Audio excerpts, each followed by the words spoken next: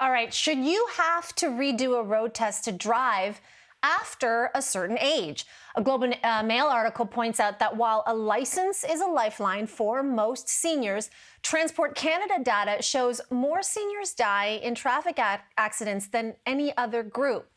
So, should road tests be mandatory for seniors?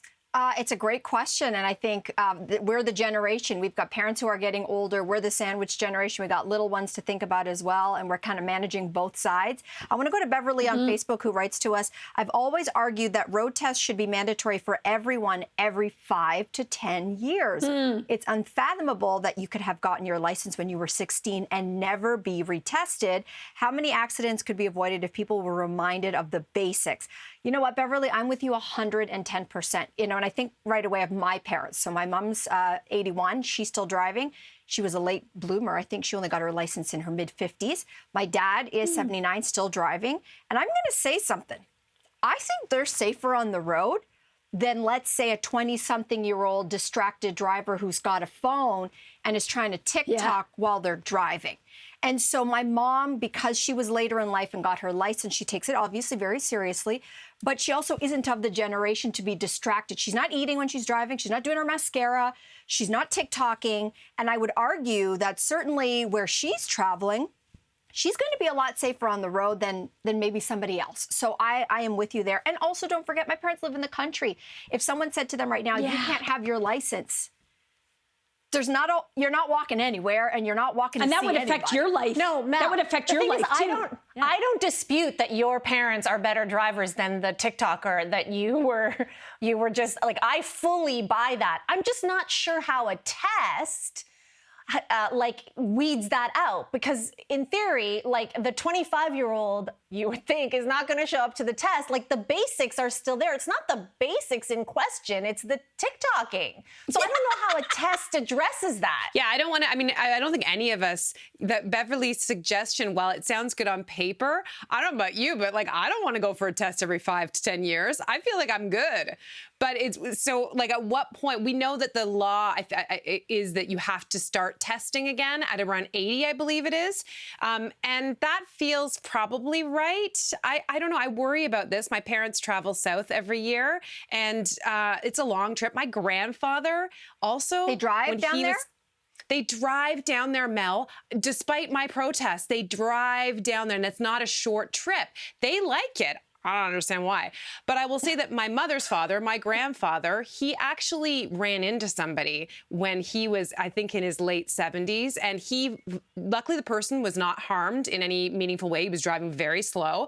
But it was a wake-up call, and he decided to voluntarily give up his license. But what if he hadn't? Right? I guess, but that's the hard thing. Could it have just been bad luck, or was it all something age-related? Like, is his vision going and he wasn't wearing his glasses? Right. Was there? So there's so many other things. Like, age, we know.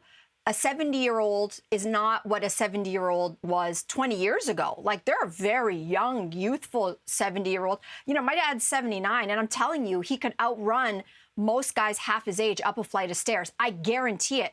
His eyesight is sharp. His brain is sharp. His reaction time is sharp. So age is, it's kind of, in a way, an arbitrary thing today, because I don't think everyone's aging the same way. So I think that might be a little ageism, maybe.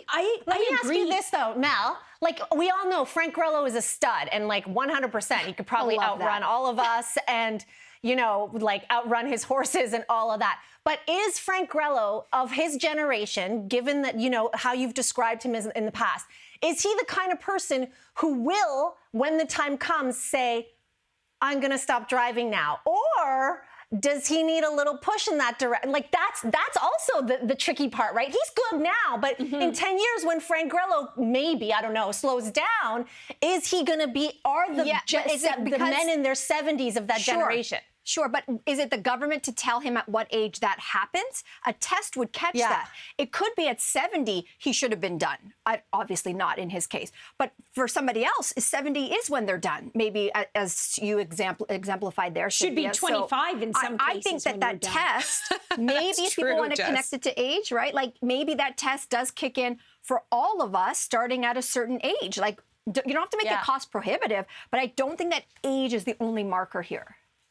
Right. Yeah, I do. I totally agree. Like this idea of checking a box, like even, I bet there are safe and super responsible 20-year-old males who are not impressed that their insurance is probably like double what mine is, what yours is, because they have to check that box because of all the other 20-year-old males that are street racing and sort of bringing everything up. And I imagine it's the same with seniors. Like, as you were saying, Mel, like an 85-year-old could be a much better driver than a 65-year-old, than a 25-year-old. But again, like what your comment, who read the comment? Was it Mel? Yeah. Beverly. Mel, that comment about how would you implement it though? Because I would too be resentful.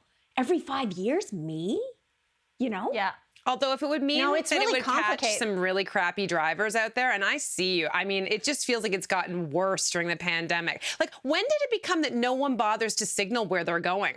That's a thing that is Cynthia, like everywhere we could do right a now. whole primetime special That's what on I worry signaling. about with respect oh my to my God. parents. I'm obsessed. Like, I actually don't worry about my dad's driving. Like Mel said, my dad is still pretty competent on the road. Like, that's not my concern. My concern, to your point, Cynthia, is most of the jerks that I see driving around are, let's call it between 25 and 50, cutting people off, bullying people on the road. And I worry about my parents against them. Like my parents were rear-ended a year ago, and like they were not at fault. It was the person who rear-ended them, obviously. And they were like, you know, the person who was driving was much younger, much like super bullies. And thank God my mom was there, because you cannot bully the squawking chicken. But like my dad may not have fared as well. And that's also what I worry about with them on the road too. It's not necessarily their skills.